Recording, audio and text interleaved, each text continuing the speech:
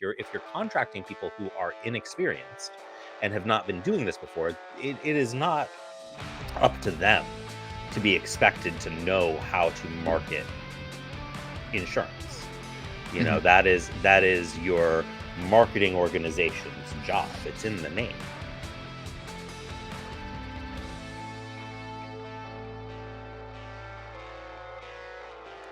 Alrighty, we're live on everything but X. According to StreamYard, we are not cool enough to be live on X. Elon Musk, I'll bring this up with you later today. Adam, I appreciate you being here. Nick, it's amazing to see you back in America. And I'm calling this our summer special because who knows if we'll even be able to pull one off in August. But appreciate you guys being here today as we go live across several platforms this afternoon. I think I got two topics that would be fun to discuss to forever who tunes in or watches in the future. One of them, we're going to talk Prosperity Life exiting the market today, God rest its soul. And the other, Medicare really staying the same. Status quo. Everybody can still make money fairly come this AEP. So how's that sound for this afternoon's conversation? Sounds like a good time. Sounds good to me. Awesome. So we'll start on the life side with Adam. Since he's got the life side, we'll go to Nick on the health side, but we'll get both of their opinions along the way. Another carrier dropped off the market. Prosperity is done as of today. As someone with 20 years of experience in the industry, Adam, and with somebody whose videos have gotten hundreds of views on this topic, what do you think about Prosperity exiting the market? Well, I guess just another one bites the dust. I mean, I never really did a whole lot with Prosperity. Did a little bit of business with them, not a ton. I don't really know a whole lot about the background of them. Again, I mean, I think a lot of it just comes back to profitability and just ways of doing business. I think about maybe some things that they offered that others didn't. I know they did accept the Direct Express card, others didn't. Maybe that was something too that affected them.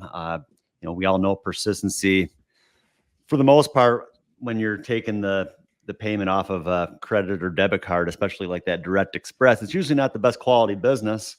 So, I mean, I don't know how much that played in effect in the reasoning, but I think a lot of it comes back to like what we've talked about with just a lot of these big giant IMOs with inexperienced agents that are in and out of the business with nobody there that's keeping up with their business after they leave. And that leads to the roll-up debts. And who knows? I mean, it probably gets to the point where even people in the uplines are out of the business because they're not paying people's debts back either. So I think a lot of that probably has I think a lot of that plays a bit of a role in some of these carriers not being able to stay in business. So, Yeah. like I said, I never really did a whole lot with them. I don't know a whole lot about them outside of like what I mentioned, with like the Direct Express and as far as underwriting and all that stuff. I mean, I never really dug too deep in with them. So, Nick, one of our friends in the industry, Ben Bowman, made a comment on another Facebook group. We don't have enough Facebook groups discussing insurance at this point, but he was discussing debt prevention basically. And I know we've tackled this topic, but as we talk about Prosperity exiting the market, one of the things that he mentioned, I would love to get your opinion on. And he said that the best way to avoid roll up, and I'm paraphrasing, is that when you're working with agents, and this protects the carriers as well, the agents have to have some kind of a lead plan. The plan can't just be, here's your contracting link. And Prosperity made it stupid easy to get contracted. Adam got contracted in like 17 hours with Prosperity. Yeah. But agents getting contracted, working with agencies and not having a strategy, a lead program, an option to go work, is that kind of what ends up hurting these carriers, is marketers not putting people towards pathways towards success? Yeah, I mean, I would imagine it probably is. It's sort of mind-blowing to me that anybody would be recruiting agents to go under them without making sure that those agents had a plan in place. I mean, and that plan in place could be, do what I tell you. This is the plan. But I know that was the very first thing when I started agreeing to contract with agents. The very first thing that I was told by the person who was giving the advice was, make sure that anybody that you're contracting has a marketing plan or a budget in place. And if they don't contract them. Don't work with them. Yeah. Uh, You know, and listen, like the people that I contract under me for Medicare stuff, like we're in a sort of a unique situation. I'm only working with people who have experience and who've had success and have some time under their belt and a book of business and blah blah blah. I'm not working with just anybody in the first place. So everybody that I talk to kind of is already on a lead program of some sort by the time that I'm talking to them. But it is wild to me that anybody would come into this business without some sort of lead program. I mean, even listen, I'm not a big fan of Project 100s, but like even a Project 100 or like handing somebody the phone book or something. There needs to be something, right? Something in place, and it needs to be coming from the top, right? This is not a thing that should be agent directed, especially if they're new agents. If you're contracting people who are inexperienced and have not been doing this before, it is not up to them to be expected to know how to market insurance. That is your marketing organization's job. It's in the name. Yeah. Adam, we were talking this morning on our Friday call, which your featured call. And we're basically saying in my open, you've got 5 options. You've got the direct mail program. You've got Facebook lead options. You've got aged lead options. If you can't afford at least $450 a week, you've got the free lead program where we, really drill down and take care of everything with really high level scrutiny. But option 5 is not an option anymore. Like, let's be real with the world. Doing nothing is just, you're not working. Like, go get a real job. And I think our group receives that information well because they understand that it comes from a realm of respect. But it's like Nick is saying, like, you're not going to just send someone a contracting link and so hope something happens, because eventually what happens is you get roll up from that situation or nothing happens. Right, Adam? Yeah. My experience, working with that company for 7 years, anytime we came into a situation where there was a whole bunch of debt, it usually was somebody who had this unique situation. Had nothing to do with leads, had nothing to do with anything else. It was just always some sort of unique situation where they just came across all this business, some unique scenario where they're able to find all this business. And pretty much every time it came back to some sort of fraudulent way of doing business. So I've always felt when you're working with a group of agents, it really does help when, from a management standpoint, it helps. And it's more of like a comfort thing to know that agents are involved with some sort of program, whether it's direct mail, Facebook. To me, it doesn't matter. But if I know they're working leads and they're generating business, I feel much more comfortable with their business because I know where it's coming from.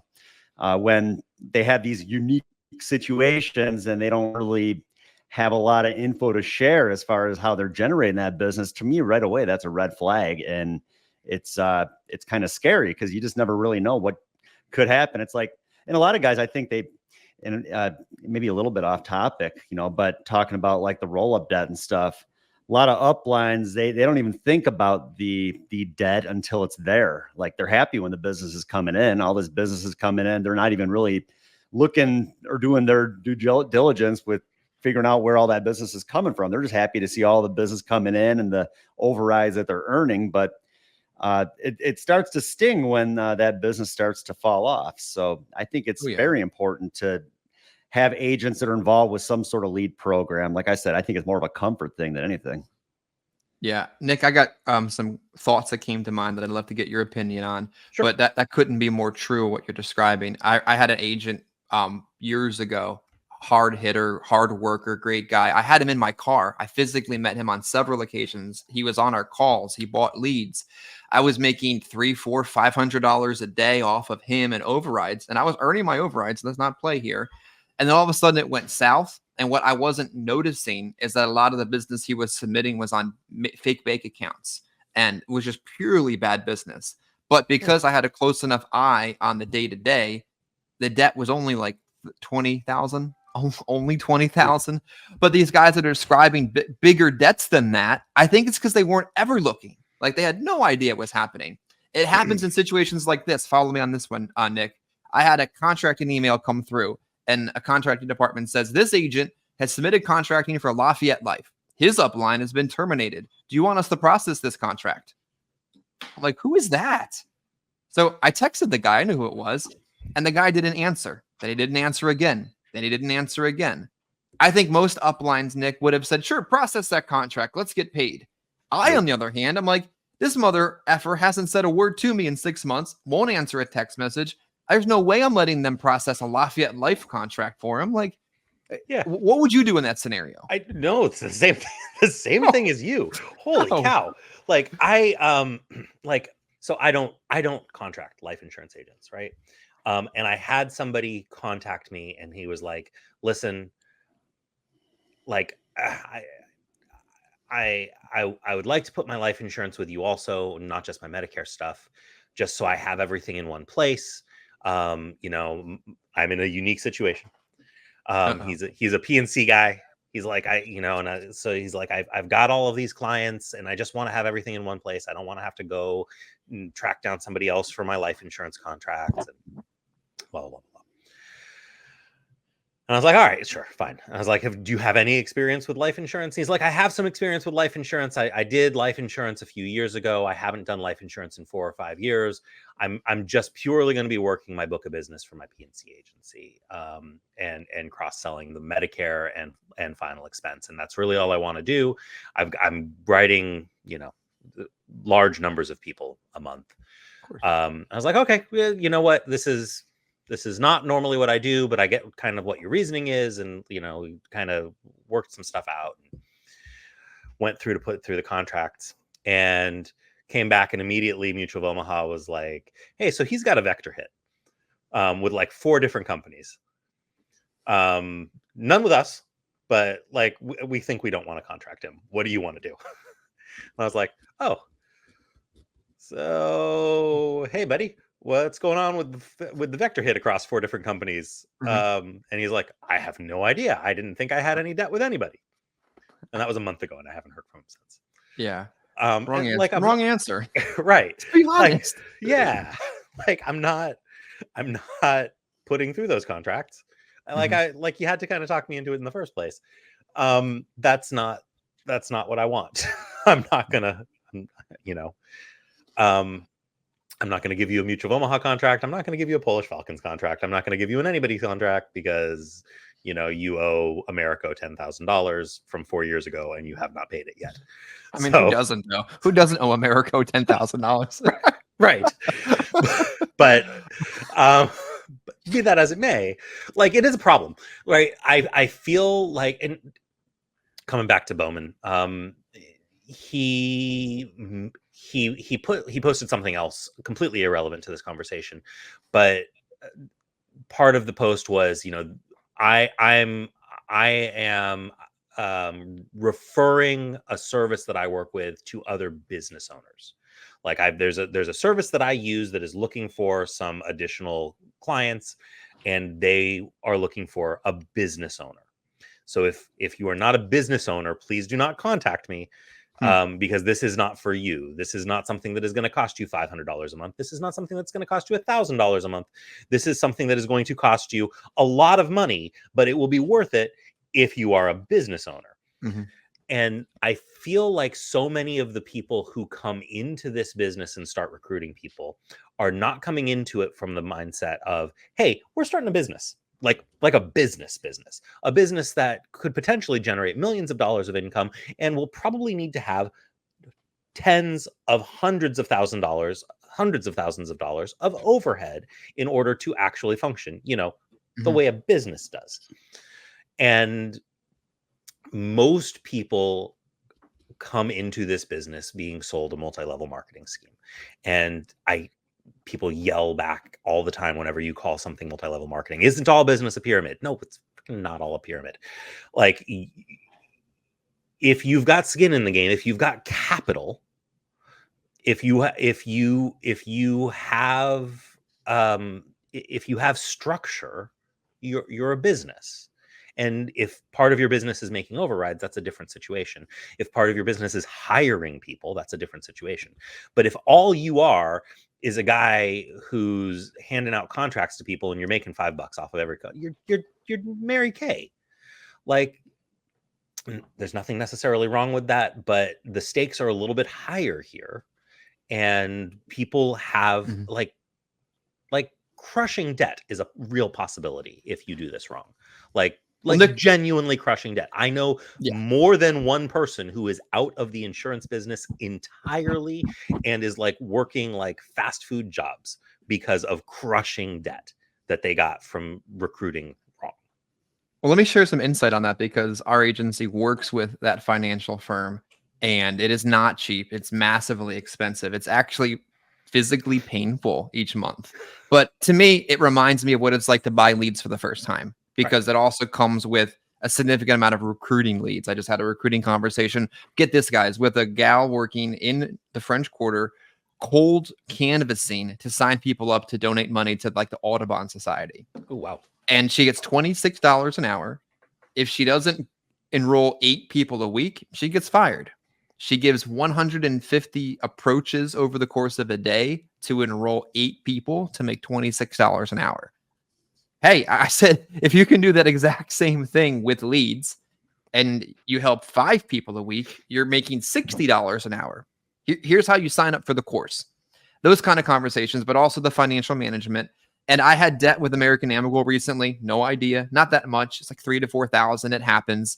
And I didn't have time to notice it. But I get an email from the financial company, the person I work with there. She's like, why do you have this debt? And what is it from? And why is it there? And I'm digging into it right now. Oh, okay. I had no idea. It's supposed to be there. There's nothing fraudulent. It's not roll up. It's just life.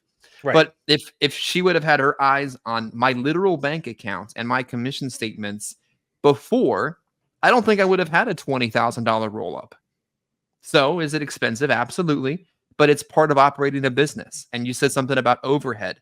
A business has significant overhead. We've got an invoice due every Friday for, I don't even know how much, for the appointment team, for the admin team. You've got 2 VAs that work with you. That's overhead. That shit's expensive. Overhead that doesn't go away just because everybody isn't using the appointment team. But that's what a business does. Sometimes they operate at a gain. Sometimes they operate it at a loss. But I just don't think there's enough conversations like you're saying about this business actually being a business. Adam, what do you think? Yeah, I totally agree. We think about like, I'm just sitting here. I know Nick mentioned earlier, talking about like the multi-level marketing and how a lot of people say, well, all agencies are multi-level marketing. And I mean, yeah, if you're getting an override, I mean, I guess there are layers there, but I mean, I don't know. I think there's more to it than to me, when I think about multi-level marketing, I think about agencies where they bring on agents that are brand new to the business and they're pushing them to recruit like before they even know what they're doing. Like they look at that as like a part of their business. Like, you write business, but then you also want to be recruiting people. To me, that's multi-level marketing. Like it's different if you know what you're doing and you're bringing on agents. Like I don't know. I never want to have brand new people bringing on people when they're supposed to be the ones doing all the work and the training and everything else. And how could you train somebody if you don't know what you're doing yourself? So to me, I don't know. That's at least maybe, I don't know, maybe you have a different definition, but that's kind of what I would consider multi-level is, yeah, there's layers when you're building an agency, but if you don't know what you're doing and your agency's pushing you to recruit, to me, that's more of like a multi-level marketing sort of thing. Yeah. If the product is the people you're recruiting, if that's your product, I'm not going to say bad. Plenty of MLM situation, but that's an MLM situation. If your product is life insurance and everything is revolved around selling life insurance, that's a different situation. So I mean, take a look at your situation. And is your situation more focused on the sales of life insurance, or is it more focused on the selling other people on the dream of selling life insurance? If it is focused on selling the dream of selling life insurance, the balance is wrong. But I gotta slightly disagree, and I think that's why we make good content. Part of recruiting is selling the dream. Like if I don't give a little bit of dream in the conversation, it's hard to get them. If you're not selling the vacation destination, how are you ever going to get there? It's another way I've heard it described before. Like if somebody said to me, "Hey, this is the job." Okay, that's a job, but where does it really get me in the end? Let me Yeah, ask it's you a just as question, much. Chris. Go Let me ahead. ask you a question. When you're selling that dream, are you selling it on selling life insurance, or are you selling it on how much money they could make if they sell other people the dream of selling life insurance? It's absolutely, if you do exactly what you're doing right now, canvassing and Right. selling Audubon Society subscriptions, but now you sell life insurance, you're going to make double the money. So that's the difference. The difference is in an MLM, you would go to her and say, now if you do exactly what you're doing now, but you recruit other people to sell life insurance for you, you'll be making, right? You're not selling life. What you're doing is getting people to sell life insurance. Mhm. What an MLM is doing is getting people to sell people, right? That's the difference. Well, I could. this when I was looking to make a move a couple of years ago, I talked to this one agency owner that he was part of like one of these MLMs, and I just kind of asked him like their process when it came to like bringing on agents and like new agent not recruiting but new agent training in that, and he sent me like basically a breakdown of like what they do, and it was, you bring the new agent in, and then right away, first thing they want you to put a list together of people that you know. They want you to go sell all the people that you're just practicing your presentation, but you want to talk to people that you know, and hopefully that maybe they'll buy something from you. And their goal was to write 5,000 in premium a week off of people that you know. And then the other part of their new agent training was, we need you to give us names of 10 people that would also like to know about the opportunity that we can market to. And that was like, brand new licensed person. Who else can we invite to this opportunity? Like, that's right away. I'm like, yeah, that's not for me. That's not the path that I'm looking to go moving forward. I'm all about bringing on new agents, but the thing is, I mean, I kind of understand why they do that, because when a new agent comes on board, they just got licensed. They're like at the peak of like their excitement, and like they're much more willing to tell people about an opportunity when they're up here.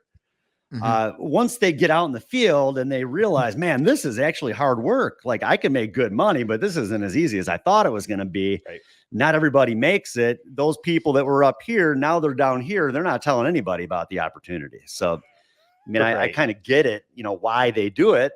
It makes a little bit of sense. If anything, I'd get people like that maybe to bring people to me and tell them, look, as soon as I feel like you're ready, I'll move those guys over to you. But until then, it's really to your best interest to not have people under you, because you don't have anything there that, if the business falls off, I mean, how are you going to pay the debts back? Where, if anything, I can move those agents over to that person in time. But I mean, I get why they do it, but yeah, like I said, I don't know, not for me. Yeah. Nick, I'd love to get your opinion on something because you just went away for 2 weeks, went to Yep. Italy. Great Italian food, ironically, in Italy, like we were Yeah. joking about. But having a good balance in the summer, because we all have kids here, we all have businesses to run, personal production to write, agents to service and such. Work-life balance in the summer. What are your thoughts on that? I think work-life balance is extremely important. And honestly, if it wasn't for the schedule of schools and stuff, I would probably say summer is sort of the worst time to be doing it. If you don't have kids, if you're not working Medicare, maybe middle spring, early fall is the better time to be doing stuff. But if you're having to work around school schedules and stuff, summer's the time that you have. And it is important. It is important. The single most important thing for you becoming successful in the insurance industry is making sure that everybody in your life that is close to you is fully on board, that they are 100% on team, let's go run this business. And being able to say to your wife or husband or partner or boyfriend or girlfriend, hey, why don't we take 2 weeks and go to Italy and Switzerland and like go eat amazing food and see sights and go on hikes and, you know, climb mountains and like completely unplug for 2 weeks and then come back and, you know, life resumes. Really goes a long way towards getting your spouse, partner, significant other on board with the idea that this is a good idea. It's not the only way to do it. You know, I know I made a promise to myself when I started doing this, that one of the reasons why I was going to do this was so I could make sure that I was at every ballet recital for my daughter, that I was at every sports tournament, at all the major events, at doctor's appointments, at whatever. Sometimes sacrifices have to be made. So you have to pick the things that you're not willing to sacrifice and hold on to those so that you can then let go of other stuff and say, hey, listen, my entire family, everybody in my life, all of my friends know that if they want to try and contact me on a Monday, they are out of luck. Nobody's talking to me on a Monday. You will not see me. I may as well be dead. You know, I leave the house at 8 a.m. I get back late at night. Nothing else is happening on a Monday. That's just the way Mondays go. And because of that, I have the ability to sometimes take 2 weeks and go to Europe and go to my child's fencing tournaments and ballet recitals and graduations. And I never missed a Halloween parade for her school in, you know, 14 years that she's been doing Halloween parades. Like, these are important things. Why are you doing this if it's not for that? Right? Like, it's a hard job. If you're not doing it for, you know, your home life, your family, the lifestyle that this can create for you, what's the point? There are lots of ways that you can make a lot of money that Are less stressful. yeah, that are less stressful, but there are none that allow you the kind of flexibility and freedom that this job allows you. Well said. Adam, I know recently you've been trying to feels almost like rebuild your house. No, it's just the deck, but it seems like that at times, I'm sure. And you decided this week to utilize the appointment team to be more flexible with the things that you needed, but you still worked. I mean, talk about the value of flexibility, but still holding on to your work obligations, kind of like what you did this week. Yeah, you know, like I was saying, I mean, my kids, I kind of feel bad because this summer, like every weekend, my wife and I've been out in the back working on rebuilding our deck. We thought it was going to be an easy project. It ended up being a little bit more taxing than we thought it was going to be. Decks are just a nightmare, man. Good. Man, the way they built it was just so cheap that, you know, we took off the original boards. We were getting the Trex boards, you know, like the composite. Yeah, sure. And so we took the original boards off and we were just looking at just the way they built this thing. And it was built like just total garbage. I started taking like all the framing boards off and got down to really the beam was all that was left, the beam and the posts, and the beam completely fell over. The posts were not even cemented into the ground. They weren't even like attached to the ground. And so I'm like, man, I'm glad that we are rebuilding this when we are. I mean, who knows? I mean, in time, the whole thing could have just fallen over. Yeah. But, you know, yeah, it's turned into a long project. And I just, you know, I feel bad because, you know, my kids every weekend, you know, they're wanting to do stuff. And, you know, we're in a great neighborhood where there's lots of kids and they got other people to play with. But I mean, we just haven't devoted enough time to them. So this week I said, look, I want to try to knock this out this week. Let's just try to get this thing done. And usually Tuesday, Wednesday, Thursday, I'm out in the field from 9 a.m. till about 9 o'clock at night. I had them set my schedule from 2 o'clock with my last appointment at 7 o'clock they were able to set me like 5, 6, 7 appointments each day for those 3 days.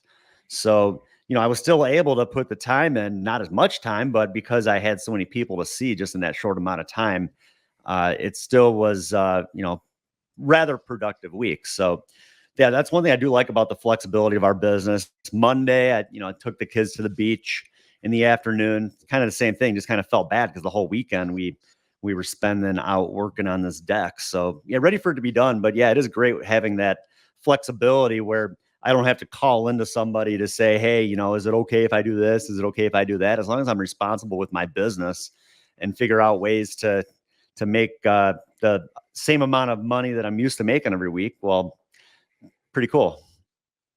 Yeah, Nick, I think what's interesting is because Adam and you and I hold that kind of responsibility very sacred in a way. Some people lose track of that. Like they're never working. They're always off. And before you know it, they have more and more excuses as to why they're not working. I had a conversation with an agent this afternoon that said he wasn't going to be purchasing leads. And I said, all right, well, it's the free lead program then. Like nothing's just not an option anymore. And I love you and I respect you, but this doesn't work. Got to do something.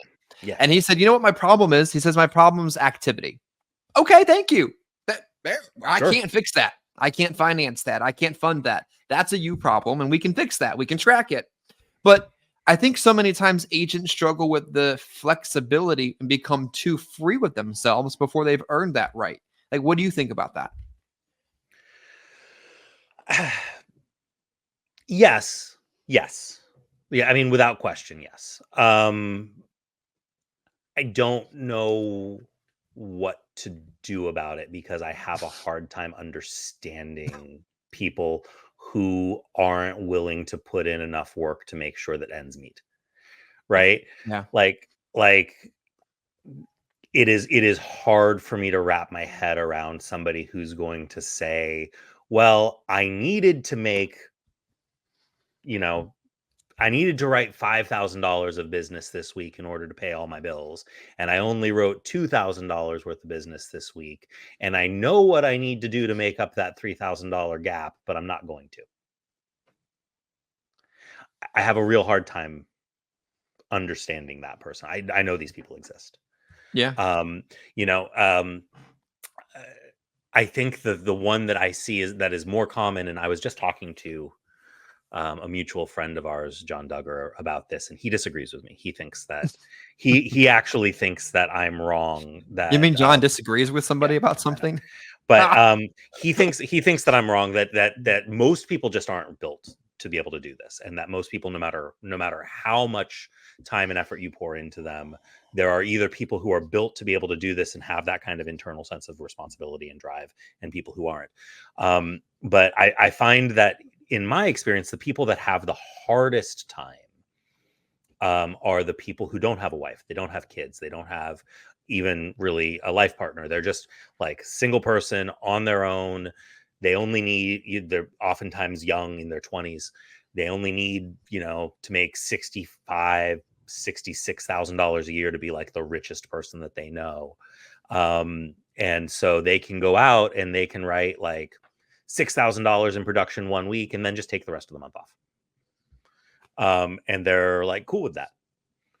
And so they never get a rhythm. They never find Rhythm. That's key. Yeah, they never find a process that works for them.